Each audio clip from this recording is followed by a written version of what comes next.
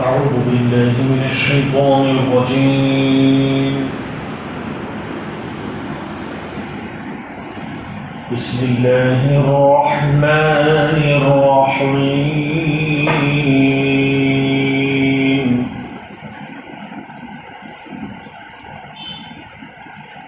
فبما نقضهم ميثاقهم لعناهم وجعلنا قلوبهم قاسية يحرفون الكلم عن مواضعه ونسوا حظا مما ذكروا به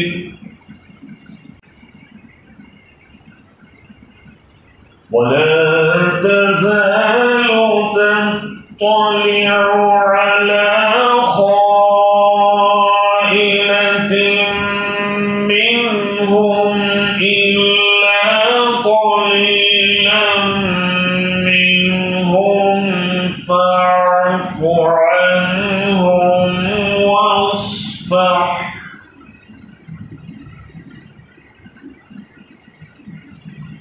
إن الله يحب المحسنين ومن الذين قالوا إنا نصارى أخذنا ميثاقهم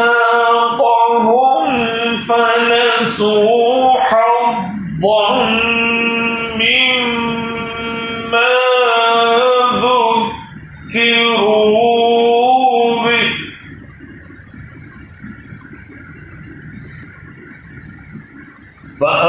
فأغرينا بينهم العداوة والبغضاء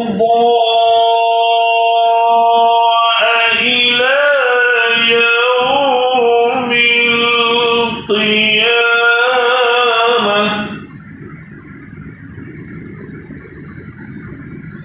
وسوف ينبئهم الله بما كانوا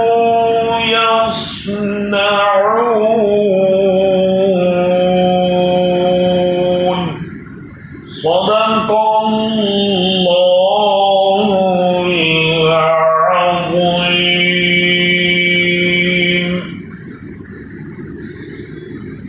सूरह माइदा की आयत 13 और 14 पढ़ी गई। सो उनके अहद तोड़ने पर हमने उन पर लानत की और कर दिया हमने उनके दिलों को सख्त। फेरते हैं कलाम को उसके ठिकाने से और भूल गए नफ़ा उठाना उस नसीहत से जो उनको की गई थी। और हमेशा तो मुत्तला होता रहता है उनकी किसी दगा पर, मगर थोड़े लोग उनमें से सो माफ़ कर और दरगुजर कर उनसे। अल्लाह दोस्त रखता है एहसान करने वालों को। और वो जो कहते हैं अपने को नसारा, उनसे भी लिया था हमने अहद उनका, फिर भूल गए नफ़ा उठाना उस नसीहत से जो उनको की गई थी। फिर हमने लगा दी आपस में उनके दुश्मनी और कीना क़ियामत के दिन तक, और आखिर जता देगा उनको अल्लाह जो कुछ करते थे।